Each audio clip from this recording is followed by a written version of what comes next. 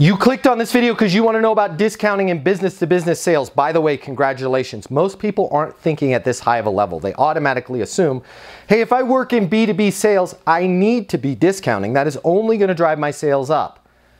It might, but in many cases, discounting in B2B, discounting in business-to-business sales, actually drives your sales down and slows the deal down. The deal gets stuck in the pipeline a lot longer. We're going to cover the pros and the cons of discounting in B2B sales right here, right now. My name is Matt Easton. Hi. If we haven't met before, I'm the founder of Easton University. I'm going to let you peek in on a weekly live coaching segment that we did. We do them every week. It's the most effective sales coaching in the world.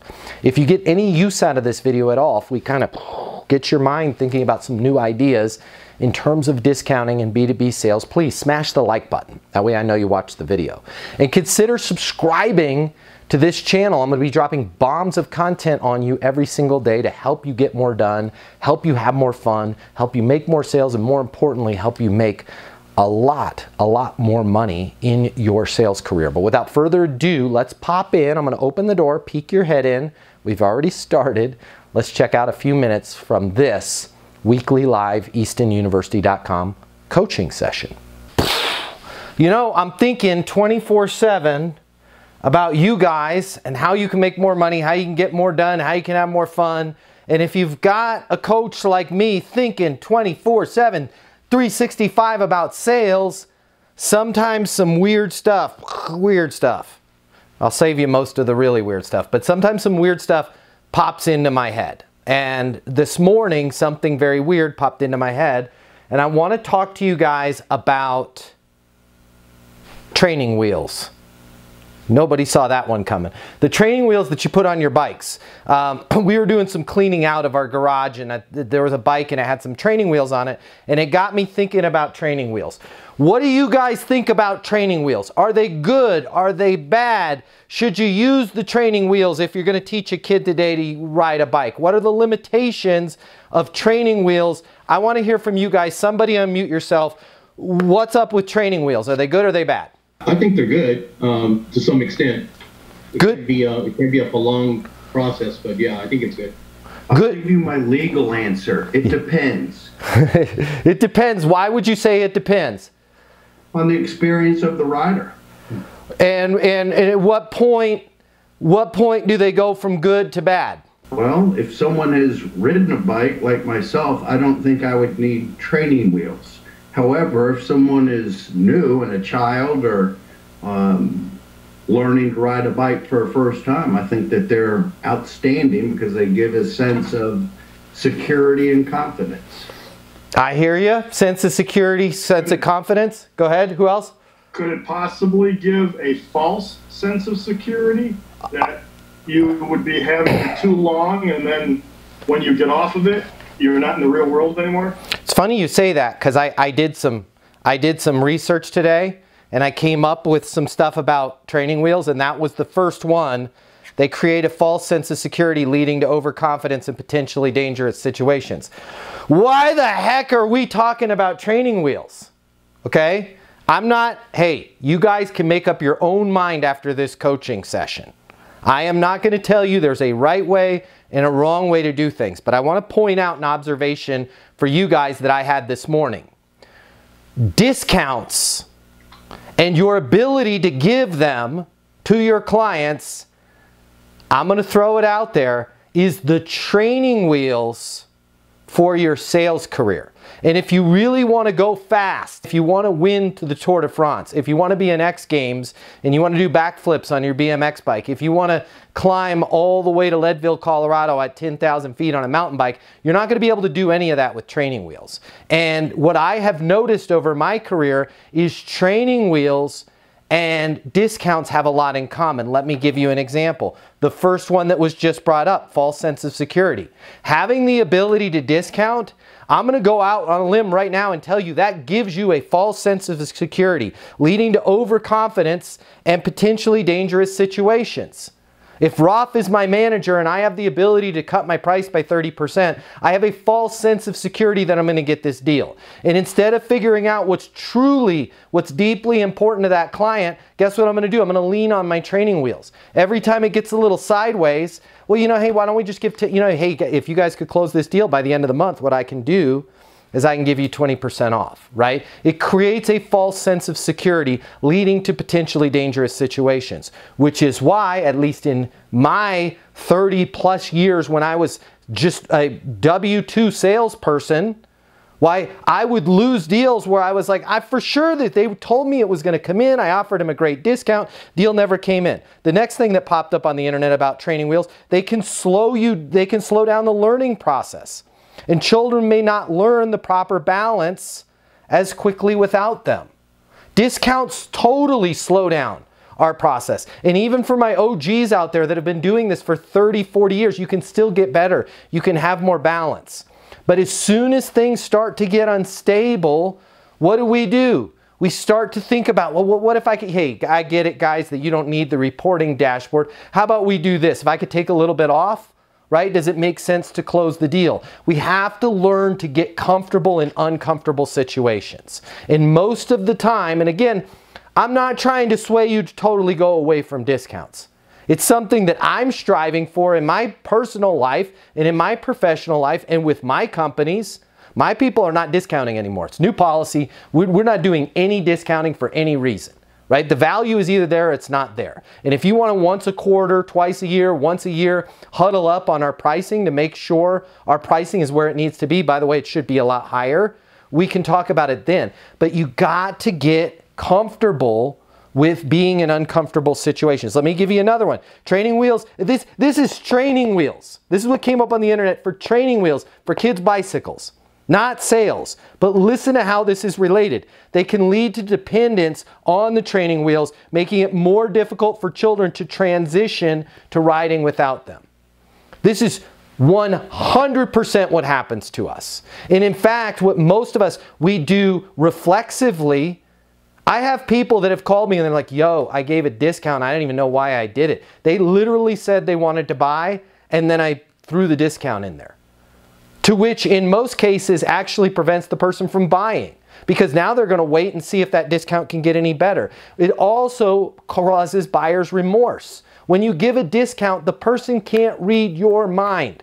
They don't know that that's the best price they could have possibly gotten. So then they're always going to be like, man, I wish if I had just been a jerk to Jared, right? I bet you he would have taken it from 10% off to 20% off. This is why people treat salespeople like trash. And I'm curious to get your guys. Let me just read a few more of these and then I'll open it up for discussion and then we can talk about whatever you guys want to talk about today. But I'm hoping that I can get through to at least one of you that maybe we need to take the training wheels off of our bike. Okay?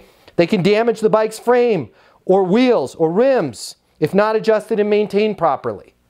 Discounts are killing your business if they're not adjusted and maintained properly, or better, removed altogether. Well, how would they damage my business?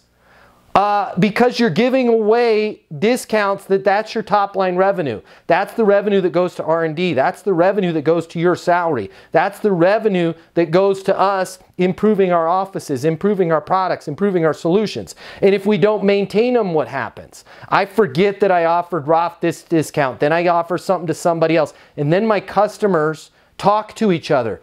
Boom, head-on collision. Well, I got 30% off. What? You got 30% off? I've been paying full price for the last 5 years.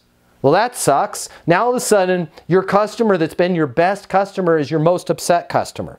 They can make the bike harder to steer and control, potentially causing accidents. How would discounts make your sales career potentially harder to steer and control? I'll tell you why. Because as soon as you open the door, as soon as you broach the subject of a price discount, guess where the subject stays? Just like a bike with training wheel, in a straight direction. It is really hard to steer that conversation once you open the door to a discount. Because now, that's all we're going to talk about in the negotiation is how much money I can get off. Right? Instead of, hey, can you guys give me 5% off?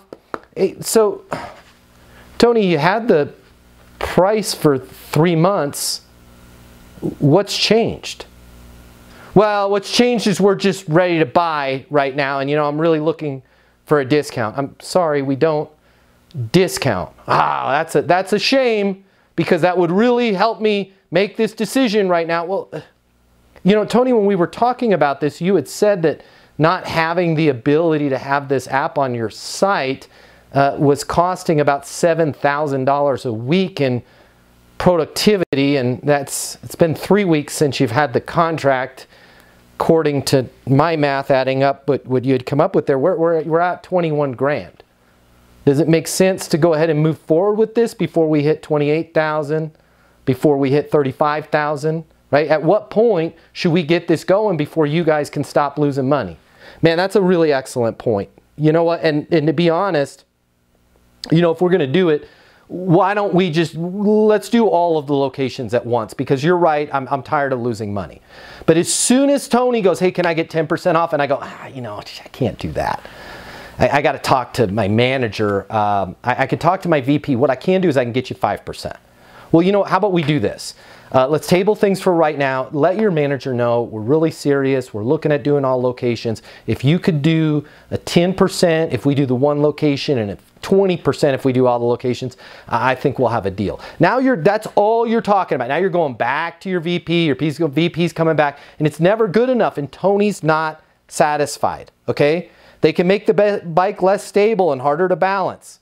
Totally. If you're leaning on your discounts, you are less stable as a sales rep. You are harder to balance as a sales rep. You are now a victim to how much you can lower your price. And again, your customer doesn't know.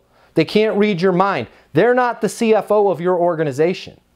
You're not, unless there's a CFO on this call, you're not the CFO of your organization. A lot of times we get ourselves into trouble and close business. How many of you have closed business where you're like, God, I wish I didn't do that. I actually lost money on that deal, right? It's not a good thing, okay? They can make the bike heavier, harder to maneuver, making it less fun to ride. I'm going to leave us with that one. Discounts make your job less fun. There's nothing fun about, yo, can you guys take the price down 20%? Absolutely. Congratulations, you got a deal. What you really want is, yo, Matt, I am so glad we talked to you about this, right? I am so looking forward to this sales coaching. I am so bought in on this. I really want my people to lean into this. I'm going to make sure that everybody, let's do a private session with you. I'm going to make sure that everybody's on board. When your customer's just buying on price, they're not on board, and that doesn't feel very good. That feels to like, if you're a single person and you've got a lot of money, that feels like somebody dating you just because you have a lot of money. It's no difference. It's the same thing. If you're going to get business because you discount, that's the same as like going out with people because you have a lot of money. Neither way makes you feel very good about yourself, because it's all about the money at that point. It's not that they really want to be with you. It's not that that client really wants what you have. It's that you offered the lower price at the time. So I want to leave you guys with that. Think about your training wheels that you're doing right now. Think about maybe taking them off your bike, and the best way to do it is just to say, hey, new policy, we don't have training wheels anymore. I don't discount. Price is what it is. We set the price fair. I looked at your deal. I scoped it out. This is what you need to solve this problem.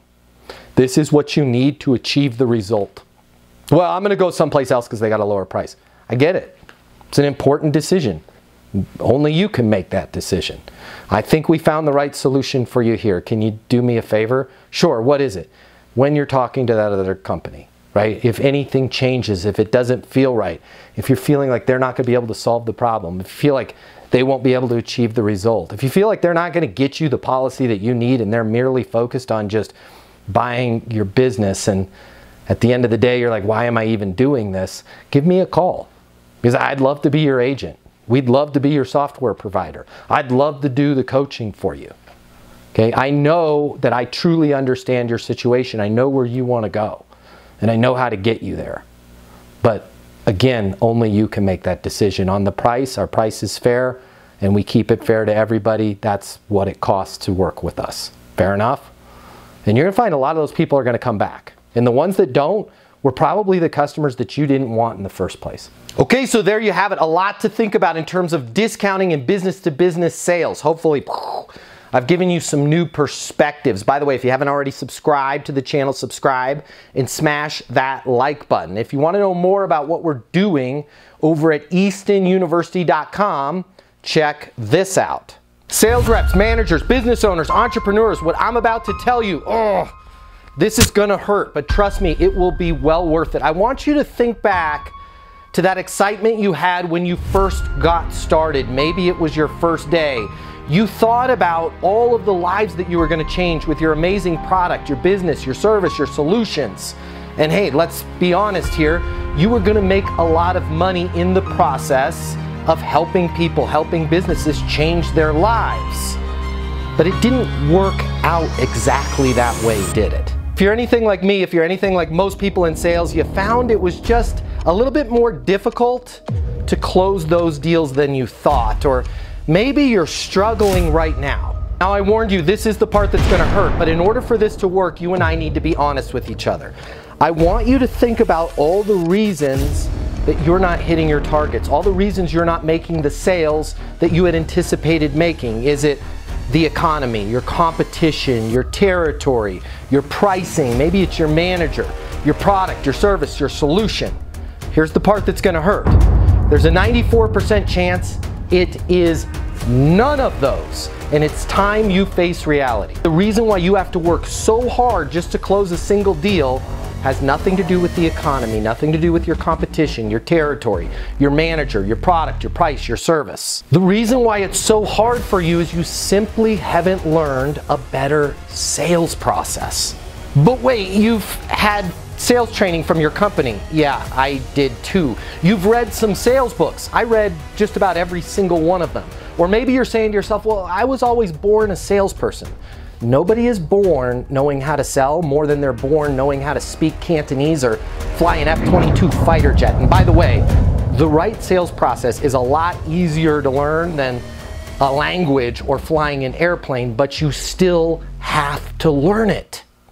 My name is Matt Easton. I'm the founder of Easton University, and if you'll let me coach you, I can show you how to sell more than you've ever imagined without being pushy, without being manipulative, without following some super complex system where you spend more time trying to figure out what stage your deal is in than actually closing deals. If you will let me coach you, you will never, ever, ever, ever find yourself blaming the economy, your products, your price, your manager, your territory, your competition again, because you're gonna be in total control of the sales process and the outcomes.